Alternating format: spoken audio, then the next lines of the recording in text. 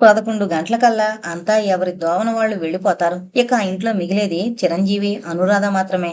అందువల్ల వారిద్దరి మధ్య అనేక విషయాలపై చర్చలు జరుగుతాయి. ఒక్కొక్క దాని గురించి చిరంజీవి వివరించి చెబుతుంటే అది నిజమేనని నమ్మకం కుదిరేదామెకు. రోజూ 4 గంటల వరకు పిచ్చాపాటి మాటలతో కాలక్షేపం జరుగుతోంది. ఇప్పుడు అనురాధ మనసుకి ఎంతో ఊరట కలుగుతోంది. ఇన్నాళ్ళు కేవలం స్వప్నావశిష్టంగా ఉండిపోయిన సుమధుర భావన ఏదో నేటి భావ సాన్నిధ్యంలో పులకించి తిరిగి చిగురించుతున్నట్టు అనిపిస్తోంది. ఎన్నాళ్ళు అపశృతులు పలికిన తన హృదయ వీణను ఎవరో సరిచేసి పెట్టినట్లుగా ఉంది. ఇప్పుడు చిరుగాలి తాకిడికి సరిగమలు పలికేటట్లుగా ఉంది. సాయంత్రం పూట చిరంజీవికి అలా షికారుగా నడిచి రావడం అలవాటు. అనురాధకు ఏమీ తోచడం లేదు.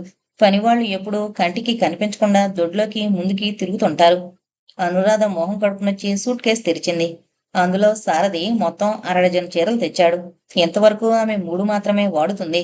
తనకా ఇప్పట్లో ఉద్యోగం వచ్చేటట్లు లేదు. చేతిలో నయా పైసా లేదు. ప్రతిదానికి ఎవరిని అడగాలన్నా తల కొట్టేసినట్లుగా ఉంటుంది. అందువల్ల ఎప్పుడేం అవసరం వస్తుందోనని ఆ మిగిలిన 3 చీరలు ఆమె తీయలేదు. కానీ ఈవేళ తప్పలేదు. చాకలు రాలేదు. ఫుల్ వాయిల్ చీర కట్టుకుని అద్దంలో చూసుకుంది. ఎంత అందమున్నా అలంకారం తోడైతేనే గాని నిడుదనం రాదు కదా అనుకుంది. పౌడర్ రాసుకుంది. కాటుక దిద్దుకుంది. ఏదో పరిమళభరితమైన చల్లగాలి ఆమెను చుట్టేసుకుంది. తన అందం తనకే దిష్టి తగిలేటట్లు ఉంది కదా అనుకుంది. మేడ ముందు పెద్దగా స్థలం లేదు. ఎడమవైపు 2 గజాలెత్తున దీర్ఘ చతురస్రాకారంగా చదును చేయబడిన నేలుంది. దానిమీద ఎంతో శ్రద్ధగా పెంచిన పూల మొక్కలు చాలా ఉన్నాయి. కనీసం 10 రకాలకు తక్కువ కాని గులాబీలున్నాయి. ఏదో ఒక కొమ్మన విరబూసిన పూలు కన్నులకింపుగానే కనబడుతున్నాయి. మెత్తగా ఒత్తుగా ఉన్న పచ్చగడ్డి కింద నేలకు పట్టిన పోకుళ్లా ఉంది. ఈ లానుకు మధ్యలో చిన్న చిన్న కొండల్లా కనబడేటట్లు పెద్ద పెద్ద బండలను పేర్చారు. వీటి మీద నుంచి కుళాయిలతో నీళ్లు పడేటట్లు చేశారు. ఈ పడే నీళ్లన్నీ వరుసగా ఉన్న మొక్కలన్నిటికీ అందేటట్లు చిన్న కాలువలు కట్టారు. ఈ ఎత్తైన లాన్కు ఒక చివర చిన్న పెట్టగోడలాంటిదుంది.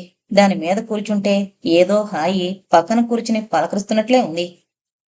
ఇంత చక్కని వాతావరణాన్ని వదిలిపెట్టుకుని ఈ మనుషులంతా ఊరు మీద పడి తిరుగుతుంటారేం అని ఆశ్చర్యపడింది అనురాధ. అంతలో అంత దూరంలో ఆమె కంటపడ్డ వ్యక్తిని చూసి మరింత ఆశ్చర్యపడిందామె. మధు నవ్వుతూ ఆమె పక్కన కూర్చున్నాడు. ఎక్కడున్నావా? నీకోసం ఇల్లంతా వెతుకుతున్నాను. అనురాధ కొద్దిగా దూరం జరిగింది. చిరుగాలికి చెదిరి నుదుటి మీద ఊగిసలాడుతున్న ముంగురులను పైకి నెట్టింది. నిర్మలంగా మెరిసిపోతున్న ఆమె వదనం దూరానికి నిండు పున్నమినాటి చందమామలా ఉంది. ఎదురుగా ఉన్న అతనికి శతసహస్ర రేకులతో విరిసిన కలువ పువ్వులా కనబడింది. ఆ పుష్పాన్ని దోసిట్లోకి తీసుకుని ఆగ్రాణించాలని బలంగా కోరిక కలిగింది అతనికి. ఎంతో బాగుంది కదూ అన్నాడు మధు అనురాధను ఆ పరిసరాలను చూస్తూ. మీ ఇంట్లో ఉన్న అందమే నువ్వు చూడలేదా అని అడిగింది అనురాధ. నిజమే అను. ఇంట్లో ఉన్న అందాన్ని చూసుకోకుండా ఎన్నాళ్ళు ఎక్కడెక్కడో తిరుగుతున్నాను. ఇప్పుడు చూస్తున్నాను ఈ దివ్య సౌందర్య మూర్తిని. అతని అతి చనువు ఆమెకి ఇబ్బందిగా ఉంది. అదేమో అతను గ్రహించినట్లు లేదు. అప్రసన్నమైన ఆమె మొహాన్ని కూడా అతను గుర్తించినట్లు లేదు. అతని ధోరణిలో మార్పు లేదు. ఇన్నాళ్ళు నువ్వెక్కడున్నావను అన్నాడు మధు అదొక రకమైన తన్మయత్వాన్ని అనుభవిస్తూ. మా ఇంట్లో, గుంటూరులో. నా గురించి నువ్వెప్పుడూ తలచుకోలేదా? ఏది? ఇప్పుడే కదా చూస్తున్నాను. అవును, ఇప్పుడే మనం దగ్గరవుతున్నాం. అతను దగ్గరలో ఉన్న పసుపచ్చని గులాబీ పువ్వును కోసి ఆమెకు అందించాడు. తీసుకోను. థ్యాంక్స్ అంది అనురాధ నవ్వుతూ పువ్వు తీసుకుని. నాకు ఇంకో 2 సంవత్సరాల్లో ఇంజనీరింగ్ పూర్తవుతుందను. విన్నాను బావా. నీకిష్టమేనా? ఏంటి? ఇంజనీర్ అంటే? లేదంటే మానేస్తావా? అదేమంత పెద్ద పని కనుక. అసలు నాకు ఈ చదువు జస్ట్ టైం పాస్ కోసం అన్నమాట. నేను ఏనాటికైనా సినీ యాక్టర్ని అవుతాను. చూస్తుండు. నవ్వుతావేం? పనికిరానా? పనికిరాకేం బావా, ఫస్టుగా ఉంటావు. చాలా మంది అదే అన్నారను. నేను కూడా సీరియస్గా ఆలోచిస్తున్నాను. సీరియస్గా ఆలోచిస్తే సినిమా యాక్టర్ అయిపోతారా బావా అని అడిగింది అమాయకత్వాన్ని నటిస్తూ కళ్ళింత చేసుకుని. అది కాదు, చదువు పూర్తి చేసి ఫీల్డ్లోకి వెళ్ళడమా వదిలేసి వెళ్ళడమా అని. పూర్తి చేసుకునే వెళ్ళు బావా. సర్టిఫికెట్ ఉంటే ఎప్పటికైనా పనికొస్తుంది. అయితే నువ్వు చెప్పినట్లే చేస్తాను. ఇక నుంచి నేనేం చెయ్యాలన్నా నీ ఆర్డర్ తీసుకుంటాను, సరేనా? అంత భారం నా నెత్తిన పెట్టకు, నేను భరించలేను. ఇంతకే నీకు సినిమాలంటే ఇష్టమేనా? ఇష్టమే. ఎక్కువగా చూస్తుంటావా? ఎప్పుడో గాని చూడను. ఏం అని అడిగాడు మధు ఆశ్చర్యంగా. ఏం లేదు. కొత్త సినిమా చూడాలంటే 1:30 క్యూలో నుంచోవాలా, 2 రూపాయలు సమర్పించుకోవాలా, 3 గంటలు దిగ్బంధనంలో ఉండాలా? ఇంత చేస్తే మనకు మిగిలేది విపరీతమైన తలనొప్పి. కావాలనే అతని ముఖం ఎలా ఉంటుందో చూద్దామని అంది. అన్ని సినిమాలు అలా ఏం ఉండవు అన్నాడు చిన్నబుచ్చుకుని. అన్నీ ఉంటాయని నేను అన్నానా? పోనీలే, ఇప్పుడెందుకా గొడవ? నువ్వు యాక్ట్ చేసినప్పుడు నేను చూస్తాను, సరేనా? అబ్బే, అది ఎప్పటి సంగతో కదా. ఈవేళ మంచి పిక్చర్కు దేనికైనా వెళదామా? నాకిక్కడ ఎంతో బాగుంది, నేను రానుగాక రాను. అన్నట్లు నీకు గేమ్స్ అంటే ఇష్టమేనా? చచ్చేంత ఇష్టం. నువ్వు ఆడతావా? అంది అనురాధ. ఆమెకెందుకో మధును చూస్తే వేళాకోళంగా ఉంది. అతన్ని ఉడికించి ఏడిపించాలనిపిస్తోంది. నెమ్మదిగా అడుగుతావేం? మొన్న ఒక క్రికెట్ మ్యాచ్లో మా కాలేజీ తరపున వెళ్ళాను. అసలు ఆ వేళ సెంచరీ కొట్టి గేమ్ను సేవ్ చేసింది నేనే. షేవ్ చేశావా? నోనో, సేవ్ చేశాను. ఓడిపోయే వాళ్ళని గెలిపించాను అన్నాడు గర్వంగా చూస్తూ. అను, నువ్వు సిటీ చూడలేదుగా, రేపెక్కడికైనా అలా బయటికి వెళదామా అన్నాడు మధు. ఆమె భుజం మీద చేయి వేయబోయాడు. ఆమె లేచి నిలబడింది. కోపంతో బుసకొట్టింది. మధు నిశ్చలంగా నవ్వుతూ నిలబడ్డాడు. అనురాధకు భయం వేసింది. గబగబా పొరుగెడుతున్నంత వేగంగా నడిచొచ్చింది. తను గదిలోకి వెళ్లబోతూ శిరీష గదిలోకి చూసింది. ఆమె కిటికీ దగ్గర కుర్చీ వేసుకుని కూర్చుంది. కొంపదీసి ఇద్దరినీ చూడలేదు కదా అనుకుంటూ ఆమె వద్దకు వెళ్ళింది అనురాధ. ఆ కిటికీలో నుంచి చూస్తే తాము ఇందాక కూర్చున్న చోటు కనిపించడం లేదని తెలిసి కొంత స్థిమితపడింది. పైగా శిరీష ఈ లోకంలో ఉన్నట్లు లేదు. ఏదో పరధ్యానంలో ఉంది. అనురాధ 2 సార్లు పిలిస్తేనే గాని పలకలేదు. వదినా, నాకు నీ సలహా కావాలి, చెబుతావా అని అడిగింది శిరీష. ఓఎస్, చెబుతాను గాని బిడిసి కొడితే నన్ను అనద్దు అంది అనురాధ నవ్వుతూ ఆమెకు ఎదురుగా కూర్చుని. శిరీష ఆత్రంగా అనురాధ ముఖంలోకి చూస్తూ ఆశగా అడిగింది. నువ్వు ఎప్పుడైనా ఎవరినైనా ప్రేమించావా? అనురాధకు సిగ్గొచ్చింది. నవ్వొచ్చింది. కనురెప్పలు బరువుగా కిందకి వాలాయి. బుగ్గలు రోజామోగలయ్యాయి. అయినా అంతా క్షణికమే. వెంటనే మరదలతో హాస్యానికి దిగింది. ప్రేమించాను, ప్రేమిస్తున్నాను అంది. ఎవర్ని అని అడిగింది శిరీష అమాయకంగా. నిన్నే అని పొక్కుమంది అనురాధ. శిరీష నవ్వలేదు. సీరియస్ గానే అంది. కానీ నేను నిన్ను ప్రేమించడం లేదనుకో, నువ్వంటే నాకు ఇష్టం లేదనుకో, నేను ఇంకొకళ్ళను ప్రేమించాననుకో, అప్పుడు నువ్వేం చేస్తావు? నాది అచంచలమైన ప్రేమ. హిమవత్ పర్వతమంత సమున్నతమైంది. జంఝామారుతమంతటి బలమైంది. శిఖరాగ్రం మీద నుంచి జారిపడే జలపాతంలా కడు సుందరమైంది. ఎన్ని అడ్డంకులున్నా, అవరోధాలున్నా అన్నింటినీ ముంచెత్తి ముందుకు పరిగెడుతోంది. అంత గొప్పది నా ప్రేమ అంది అనురాధ కళ్ళెంత చేసుకుని ఊరించి చెబుతూ. నిజమా వదినా? ప్రేమకంతటి శక్తి ఉందా? ఎంతటి అవరోధాలైనా దాటగలిగిన ధీటైందేనా అది అని అడిగింది శిరీష. ఆ పిల్ల మొహంలో సిన్సియారిటీ చూసి అనురాధ ఏదో జరిగిందని ఊహించింది. కాని శిరీష, హిమాలయ పర్వతాన్ని కూడా జయించాడు మనిషి. అక్కడ పతాకాన్ని పాతేసొచ్చాడు. అయితే అందరికీ అది సాధ్యం కాదు. ఒక గొప్ప పని ఒక గొప్ప వ్యక్తి మాత్రమే చేయగలడు. ఆ పర్వతాన్ని ఎక్కడానికి ముందు అతని యందు ఆ పర్వతమంతటి మనోబలం ఉండాలి. ఉంటే అది సాధ్యం కావచ్చు. అలాగే అంతటి గాలి వీచినా కొన్ని చెట్లు పడిపోవు. కొన్ని ఊరికనే కోకటి వేళతో కింద కొరుగుతాయి. ఎంతటి జల ప్రవాహానికైనా ఆనకట్టలు కట్టడం లేదా? సాధ్యమా అసాధ్యమా అన్నది జరిగే సంఘర్షణలో ఏది బలమైందైతే అదే జయిస్తుంది. నీ నా ప్రేమ విషయంలో కూడా అదే జరుగుతుంది అంది అనురాధ. శిరీష మాట్లాడలేదు. ఏదో చాలా దీర్ఘంగా ఆలోచిస్తున్నట్లు ఎక్కడో దృష్టి నిలిపి చూస్తుండిపోయింది. కాసేపు అనురాధ మంచం మీదున్న ఫిల్మ్ఫేర్ తిరగేస్తూ కూర్చుంది. ఏదో పెద్ద సమస్యకు గొప్ప పరిష్కార మార్గాన్ని కనుగొన్నదానిలా తేలిగ్గా నిట్టూర్చి బరువు దించుకుంటున్నట్లు చూసింది శిరీష అనురాధ వైపు. ఇంతకీ అమ్మాయి గారికి ఏదో గొప్ప ప్రేమ పరీక్ష ఎదురైనట్లుంది, మేం తెలుసుకోవచ్చునా అని అడిగింది అనురాధ. Wait and see. నువ్వలా ప్రైమ్ మినిస్టర్లా మాట్లాడితే మేం సస్పెన్స్ తో చచ్చిపోతాం. ఈ వ్యవహారంలో ఎవరిని చంపడమూ నా అభిమతం కాదు. నేను గెలిచి తీరతాను. అది ఎన్నాళ్ళైనా సరే, 6 నెలలైనా సరే, 6 ఏళ్లైనా సరే. నువ్వు చెప్పావే పర్వతాలు, వాగులు, వంతెనలు అని, అంతకన్నా గొప్పదాన్ని అని రుజువు చేస్తాను. ఎవరికి? శ్రీమాన్ రాజగోపాలరావు గారికి మరియు చైర్మన్ గారి భార్య హేమలతాదేవి గారికి. వాళ్ళేం చేశారు? నా గుండెల్లో మంట పెట్టారు వదినా అంది శిరీష ఆవేశంగా. చ, అవే మాటలు శిరీష, తప్పు కదూ. తప్పులు నిర్ణయించేది దేవుడొదినా. దేవుడనేవాడుంటే తప్పకుండా అనుభవిస్తారు. నా ఉసురు తగలకపోదు. శిరీష గొంతులో రోషం ఉంది. కరిగి కన్నీరవుతున్న దుఃఖం ఉంది. ఉబికుబికి బయటకొస్తోన్న ఆవేదన ఉంది. వీటన్నింటితోనూ వెనుగాలికి చలించిపోయే చిగురుటాకుల్లా చలించిపోతున్నాయి ఉండ చుట్టిన పలచని గులాబీ రేకుల్లాంటి పెదవులు. తప్పమ్మా, మనకి జన్మనిచ్చిన వాళ్లను ఎప్పుడూ దూషించకూడదు. అసలు ద్వేషించకూడదమ్మా. వాళ్ళు ఏం చేసినా మనం వేలికేనమ్మా అంది అనురాధ శిరీష భుజం మీద చేయి వేసి నిమురుతూ. అంత అజ్ఞానంతో నేను మాట్లాడడం లేదు వదినా. నాకంతా తెలుసు. వీళ్ళ అధికార బలంతో అందరి నోళ్లు కట్టియాలని చూస్తున్నారు. చూపిస్తాను నా తడాక. అసలేం జరిగింది శిరీష? నేను ఒకరిని ప్రేమించాను. పెళ్లి చేసుకుందాం అనుకున్నాను. వీళ్ళు అతన్ని భయపెట్టి నాకు కాకుండా చేస్తున్నారు అని నీకెవరు చెప్పారు? అతనే చెప్పాడు. అతనెవరు? నాన్నగారి ఆఫీసులోనే పనిచేస్తున్నాడు. అందువల్లే అతను భయపడుతున్నాడు వీళ్ళని ఎదిరించడానికి. అతను చెప్పడం సరే. నువ్వు మీ అమ్మని, నాన్నని అడిగావా? వాళ్ళతో నీ ఉద్దేశం చెప్పావా? లేదు. చెప్పడం నీ ధర్మం కదా. వాళ్ళ అభిప్రాయం ఏంటో కూడా నువ్వు వినాలమ్మా. వినకుండానే విరుచుకుపడితే వాళ్ళ ఆలోచన ఏంటో నీకెలా తెలుస్తుంది? నాకు తెలుసొదినా. వాళ్లకు కావలసింది ఆస్తి, హోదా, మేడలు, కార్లు. అవన్నీ వాళ్లకున్నాయి శిరీష. వాళ్ళు కోరుకునేది నీకు కూడా అవన్నీ ఉండాలని. ఉండాలని వాళ్ళకుంటే వాళ్ళకున్నవే నాకు ఇవ్వచ్చు కదా. ఇవ్వకూడదని వాళ్ళకుండదు. ఇంకా ఉన్నవాడిని చూడాలని మాత్రమే వాళ్ళకుంటుంది. నాకు నచ్చనప్పుడు వాడికి ఎన్నుంటే మాత్రం నాకేం లాభం? అదే ఆ విషయాన్నే వాళ్లకు గట్టిగా నచ్చజెప్పవలసిన బాధ్యత నీకుంది. తప్పకుండా చెబుతాను. నాకేం భయం? అంది శిరీష బింకంగా.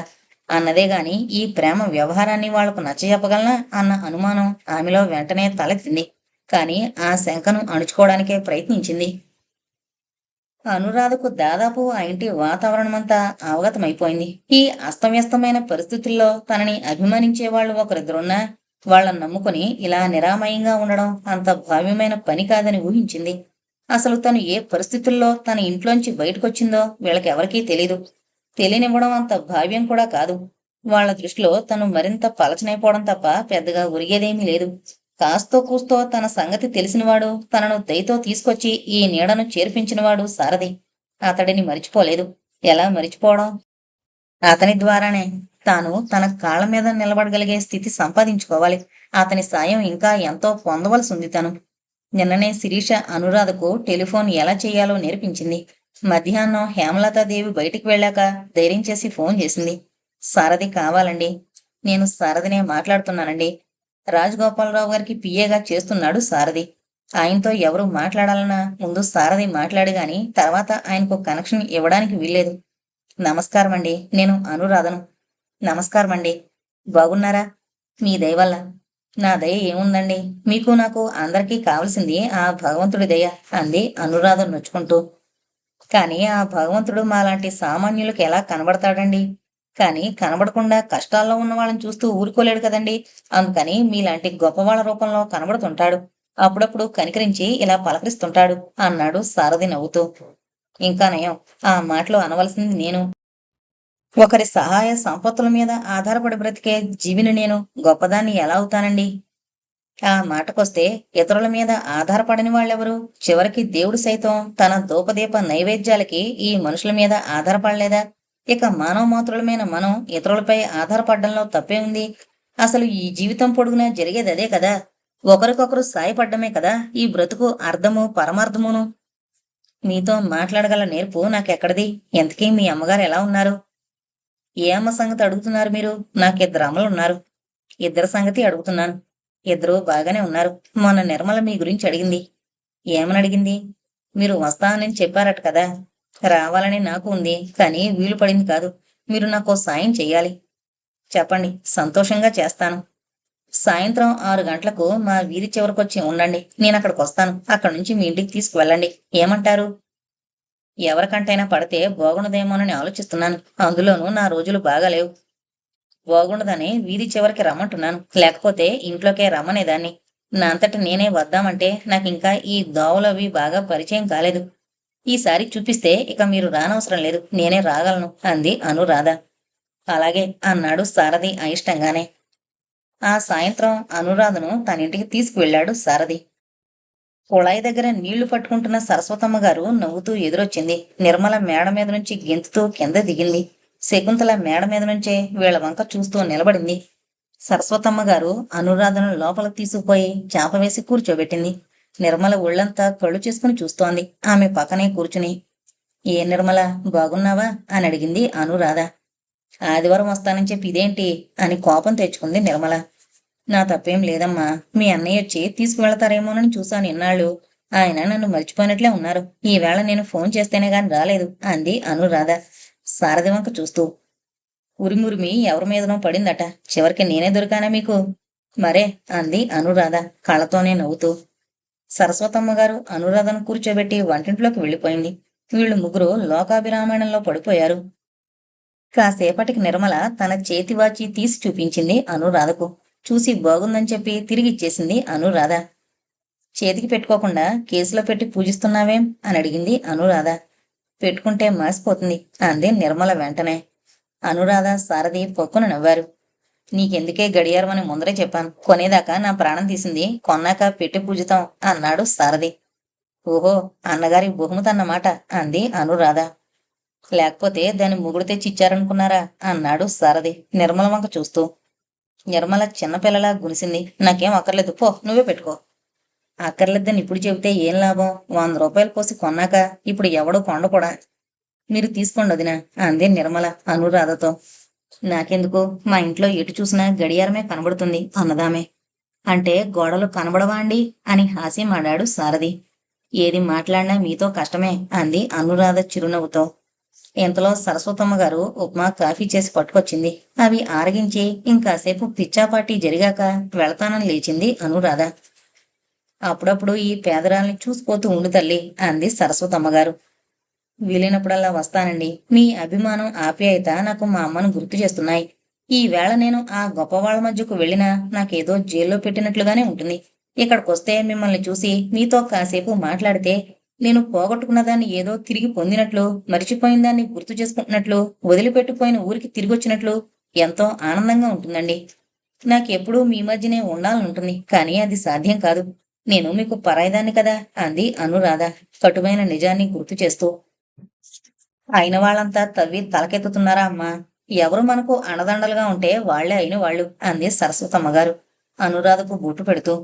నిజమేనండి, మళ్ళీ వస్తాను అంది అనురాధ ఆమెకు నమస్కారం చేస్తూ. ఎప్పుడొస్తావు అని అడిగింది నిర్మల. ఎప్పుడు రమ్మంటావు అని ఎదురు ప్రశ్న వేసింది అనురాధ. రేపురా అంది నిర్మల. ఏమండి, రేపు రానా అని అడిగింది అనురాధ సారథిని. బాగుంది, మీకు ఇష్టమైతే మధ్య నాదేముంది? తీసుకురావాల్సిన వాళ్ళు మీరు కదా అంది అనురాధ నవ్వుతూ. నాకిదొక కొత్త డ్యూటీయా అన్నాడు సారథి ముందుకు బయలుదేరుతూ. నిర్మల గేటు దాకా వచ్చి సాగనంపింది. వాళ్ళిద్దరూ రోడ్డు మీద నడుస్తున్నారు. వీధి దీపాలు వెలిగి చాలాసేపు అయింది. ఆ లైట్ల కాంతి పడ్డచోట వెన్నెల ముద్ద కరిగినట్లుగాను, చీకటి వెన్న ముద్దను మింగినట్లుగాను ఉంది. రోడ్డు నిర్జనంగా ఉంది. అతని పక్కన ఇలా నడవడం ఆమెకేదో అనుభూతిని అందజేస్తోంది. ఇన్నాళ్ళు అర్థం కాని సరికొత్త భావం ఏదో అవగతం అవుతున్నట్లుగాను ఉంది. దారిలో ఒక చిన్న పార్కు లాంటిది వచ్చింది. అనురాధ సారథితో అంది. ఇక్కడ కాసేపు కూర్చుందాం రండి, మీతో మాట్లాడాలి. సారథి పార్కులోకి దారి తీశాడు. జనమంతా తిరిగి వెళ్లిపోయేందుకు సిద్ధమవుతున్నారు. వీళ్ళిద్దరూ ఒక మూలకు వెళ్లి కూర్చున్నారు. మీరెందుకో నాకు పరాయి వాళ్లగా అనిపించడం లేదు. నా మనసు విప్పి చెప్పుకుని కాస్త ఊరట చెందడానికి మరో వ్యక్తి కనిపించడం లేదు. మిమ్మల్ని విసిగించడం లేదంటేనే చెబుతాను అని ఆగిపోయింది అనురాధ. చెప్పండి, మీకిదివరకే చెప్పాను. నా చేతనైన ఏ చిన్న సాయం చేయడానికైనా నేను సిద్ధంగా ఉన్నానని. ఎన్నిసార్లు చెప్పుకున్నా గుండెల్లో రగులుతున్న ఈ బాధ తీరేది కాదు సారథి గారు. నాకెవరూ లేరన్న వ్యధ నా హృదయాన్ని దహించి వేస్తోంది. ఒక్కసారిగా నేను దిక్కులేని దాన్ని అయిపోయినట్లుగా ఉంది. పెద్ద బావ మామయ్య వాళ్ళు దయ కురిపిస్తున్నా నాకక్కడ ఎందుకో స్వేచ్ఛగా మసులుతున్నట్లు లేదు. ఏదో పంజరంలో పెట్టి బంధించినట్లుగానే ఉంటోంది అంది అనురాధ వ్యధాభరితంగా. పరిసరాలు, పరిస్థితులు, మనుషులు అంతా ఒక్కసారిగా మారిపోయి కొత్త చోటుకొచ్చినప్పుడు ప్రతి వాళ్లకు అలాగే ఉంటుంది అనురాధ గారు. కొద్దిగా అలవాటు పడితే మీ మనసు కుదుటి పడుతుంది అని నచ్చజెప్పడానికి ప్రయత్నించాడు సారథి. అందరి విషయంలో అది సహజమైతే కావచ్చునేమో కాని నా విపత్కర పరిస్థితుల్లో మనోవేదన రోజు రోజుకి అధికమవుతూనే ఉంటుంది. కట్టుబట్టలతో బయటకొచ్చిన మనిషిని తీసుకొచ్చి ఒక పెద్ద భవనంలో సినిమా సెట్టింగ్లా ఉండే ఇంట్లో సినిమా వేషాలు వేసుకున్నట్లుగా గంటకో రీతిగా ముస్తాబవుతూ భోగభాగ్యాల మధ్య బ్రతికే వాళ్ళ మధ్యకు తీసుకొచ్చి నన్ను వదిలేశారు. వాళ్ళలా ఉండాలని, ఆ తళుకు బెళుకులతో నేను మురిసిపోవాలని కోరుకోవడం లేదు. అంత ఖరీదైన వాళ్ళ మధ్య ఇంత దరిద్రాల్ని బతకవలసి రావడమే దుర్ఘటంగా ఉంది. నాకెంతో పెద్ద సమస్యలు వాళ్ళకసలు సమస్యలు కావు. వాళ్ళు నాకు ఇంద్రలోకంలోని మనుషుల్లా కనబడుతున్నారు. గుంటూరులో ఒక సామాన్య కుటుంబంలో అతి సామాన్యంగా బతికే పిల్లని తీసుకొచ్చి మానవులుగా కాక దేవతలుగాను దానవులుగాను ఉన్న వాళ్ళ మధ్య వదిలేశారు. ఏది అడగాలన్నా నాకు అభిమానం అడ్డం వస్తోంది. అందులో నాకు వరసైన వాళ్ళు, కానీ చేరువైన వాళ్ళు మాత్రం కాదు. ఏంటో అంతా స్పష్టంగా చెప్పలేకపోతున్నాను అంది అనురాధ దిగులుగా బెంగగా. సారథి పొడిగా నవ్వాడు. నేను అర్థం చేసుకోగలను అనురాధ గారు, కానీ మీకిప్పుడు ఎదురవుతోన్న ఈ ఇబ్బంది ఎంతో కాలం ఉండదు. చాలా త్వరలో మీరు వాళ్లలో కలిసిపోతారు. అంతేకాదు, వాళ్ళందర్నీ మీరు సర్దుకుని సమర్థించుకుని రావాల్సిన రోజు కూడా వస్తుంది. నాకది స్పష్టంగా కనబడుతోంది. ఏమో, నాకు మాత్రం ఇది కత్తుల బోన్లాగానే ఉంది. నన్ను వాళ్ళు క్రమంగా వంటగదిలోకి నెడుతున్నారు. అది నాకు కష్టం కాదు. చాకరీ చేయడానికే నేను పుట్టాను. కానీ సారథి గారు, నా భవిష్యత్తు ఏమవుతుందో అన్నదే నాకు భయంగా ఉంది అంది అనురాధ దీర్ఘంగా నిశ్వసించి. రాజగోపాలరావు గారుండగా మీకు ఆ దిగులక్కర్లేదు. మీకు తెలీదు. ఆయన ఏ పని ఎందుకు చేస్తుంటారో ఎవరికి చివరి వరకు తెలీదు. కానీ ఆయన దృష్టి ఎప్పుడూ భవిష్యత్తు మీదకే ఉంటుంది. ఆయన ఏం చేయదలుచుకున్నారో అది చేసి తీరతారు అని ధైర్యం చెప్పాడు సారథి. కానీ నాకింకో పెద్ద సమస్య ఎదురైంది సారథి గారు. మా చిన్నబావ మధు నా మీద కన్ను వేశాడు. నవ్వుతున్నారేం? అంటే మీరెవరి మీద వేశారా అని బయట పెట్టాడు సారథి. అనురాధ సిగ్గుపడుతూ తల వంచుకుంది. ముసురుతున్న చీకట్లో ఆమె ముఖ కవళికలు అతనికి కనపడలేదు. అయితే అతని మనసు మాత్రం ఊహించకుండా ఊరుకోలేకపోయింది. చివరికి ఎలా అవుతుందో ఏమో గాని చిరంజీవి మాత్రం చాలా మంచివాడు. ఎంత మంచివాడంటే తండ్రి పొలుకుబడి మీద తనకు ఉద్యోగం వచ్చినా వద్దని వెళ్లకుండా ఇంట్లో కూర్చునేంత మంచివాడు కాదు, పిచ్చివాడు. కాకపోతే ప్రైవేట్ కాలేజీలో పార్ట్ టైం లెక్చరర్గా పనిచేయవలసిన అవసరం అతనికి ఏంటి? బావ లెక్చరర్గా పనిచేస్తున్నారా? నాకు చెప్పలేదే అని ఆశ్చర్యపడింది అనురాధ. తల్లికి తండ్రికే చెప్పలేదాయన. రోజు సాయంత్రం పూట అలా షికారుకు వెళ్ళినట్లు వెళ్లి కాలేజీలో పాఠాలు చెప్పొస్తుంటారు. ఊరికే కాదనుకోండి, వాళ్ళు ఇచ్చినంత పుచ్చుకుని వస్తారు అని చెప్పాడు సారథి. ఈ విషయం విన్నాక అనురాధ మనసు పులకాంకితమైంది. చిరంజీవి మీద ఆమెకున్న అభిమానం ఎందుకో తెలియకుండానే ద్విగుణీకృతమైంది. కనుక రాజగోపాలరావు గారి మనసులో ఇప్పటికే ఏదో ఉండుంటుంది. ఆయన మిమ్మల్ని ఏం చేయదలుచుకున్నారో, ఎలా నడిపించదలుచుకున్నారో అలాగే నడిపిస్తారు. మీరు నిశ్చింతగా కాలం గడపొచ్చు అన్నాడు సారథి మళ్ళీ. కాలం గడవడమే పెద్ద సమస్యగా ఉందండి. అసలు నేను ఇక్కడికి వచ్చిన ఉద్దేశం వేరు. ఏదో ఒక చిన్న ఉద్యోగం సంపాదించుకుని నా కాళ్ళ మీద నిలబడాలని వచ్చాను. కానీ వచ్చేటప్పుడు ఆవేశంలో నా సర్టిఫికెట్లు తెచ్చుకోవాలన్న జ్ఞానమే లేకుండా పోయింది. తర్వాత గుర్తుకొచ్చిన వీలు లేకుండా పోయింది. అనురాధ గొంతు అంతకంతకో గాదగదికమైపోయింది. దానికింత బాధపడవలసిన పనేముంది? మీ అన్నయ్య గారికి రాస్తే పంపిస్తారేమో కదా. రాశానండి. కానీ అని ఏదో చెప్పలేక ఆగిపోయింది. గొంతులో ఏదో ఉగ్గబట్టుకున్నట్టుంది. కానీ రిప్లై రాలేదంటారా? కాదండి. పోస్టు చేయడానికి నా దగ్గర డబ్బులు లేవు. ఒక్క పావలా డబ్బులు కూడా చేతిలో లేని దౌర్భాగ్య స్థితిలో ఉన్నాను. ఆమెకు దుఃఖం పొంగొస్తోంది. నాకు ఆ విషయమే తట్టలేదు. ఆ సూట్ కేసులో కొంత డబ్బు కూడా పెట్టాలన్న విషయమే నాకు తట్టలేదు. వద్దు, నేనిప్పటికే మీకెంతో రుణపడున్నాను. ఈ రుణం పెంచి పెంచి నన్ను తీర్చుకోలేని స్థితిలోకి నెట్టకండి. పర్వాలేదు, ఇదిగో ఈ 20 రూపాయలు మీ దగ్గర ఉంచండి. ప్రస్తుతానికి ఇవే ఉన్నాయి. మీకు ఉద్యోగం వచ్చాక మొత్తం తీర్చేద్దురుగాని తీసుకోండి. నేను చేసిన సాయాన్ని అసంపూర్తిగా వదిలిపెట్టడం మంచిదా చెప్పండి. ఎంతవరకు వచ్చాక ఇప్పుడు మీకు ఈ సందేహం ఎందుకు కలుగుతోంది? ఒక స్నేహితుడిగా నిర్మలమైన హృదయంతో చేస్తున్న ఈ చిన్న సహాయానికి మీరింత విముఖత చూపవలసిన పని లేదు అన్నాడు సారథి డబ్బు ఆమెకివ్వబోతూ. ఈ ఉత్తరం పోస్టు చేయండి సారథి గారు. చాలు, ఇందులో మీ ఇంటి అడ్రస్ ఇవ్వండి. ఆ సర్టిఫికెట్స్ వచ్చాక నాకు అందజేయండి. అంతకన్నా నాకు మరో సాయం అక్కర్లేదు అంది అనురాధ తనతో తెచ్చిపెట్టుకున్న ఉత్తరాన్ని అతనికిస్తూ. నేను పోస్టు చేస్తాను సరే, ఇక నుంచి మీరు మా ఇంటికి రారన్నమాట. మా నిర్మలతో మీరు చెప్పిందంతా అబద్ధమేనన్నమాట అన్నాడు సారథి ఉత్తరం తీసుకుంటూ. ఎందుకు రాను? ఎలా వస్తారు? ఇన్ని మైళ్ళు నడిచొస్తారా? బస్సుకు కూడా మీ దగ్గర డబ్బులు లేవే అని అడిగాడు అతను. ఆమె తల వంచుకునే ఉంది. కింద పచ్చగడ్డిలో వేళ్లతో గీతలు గీస్తోంది. అర్థం లేని అభిమానాలు పెట్టుకోకండి అనురాధ. ఈ మహాపట్నంలో మంచినీళ్లు కూడా డబ్బు పెట్టందే దొరకవు. ఒక మంచి మాట కూడా మన దగ్గర డబ్బు లేదని తెలిస్తే మనకు లభించదు. ఇది గుంటూరు కాదు. మీ తోడబుట్టిన అన్నగారి అండ కూడా లేదు. మా నిర్మల దగ్గరకు రావడానికైనా తీసుకోండి అని బలవంతం చేశాడు సారథి. ఆమె అయిష్టంగానే ఆ డబ్బు తీసుకుంది. అతన్ని ఆ మర్నాడే ఉత్తరం పోస్ట్ చేయమంది. సర్టిఫికెట్లు వచ్చాక రహస్యంగా తనకి అందేమంది అనురాధ. ఏంటో ఈ నాటకాలని నేను ఆడలేకపోతున్నానండి అంది అనురాధ చివరికి. అమ్మమ్మ, తప్పదు. ఈ వేషం వేస్తానని ఒప్పుకుని మీరు ఈ భూమి మీదకి వచ్చారు. మధ్యలో మానేస్తానంటే ఎలా? మీ పోషణ పూర్తి కావాల్సిందే అన్నాడు సారథి. భలేవారే మీరు, ఏడ్చేవాళ్ళను కూడా నవ్వించగలరు అంది అనురాధ సంతోషంగా చూస్తూ. మీకు వేళవుతోంది, వెళదామా అన్నాడు సారథి. ఇద్దరూ లేచి బయటకొచ్చారు. ఆమెను మళ్లీ వాళ్ళ వీధి చివర్లో దింపొచ్చాడు సారథి.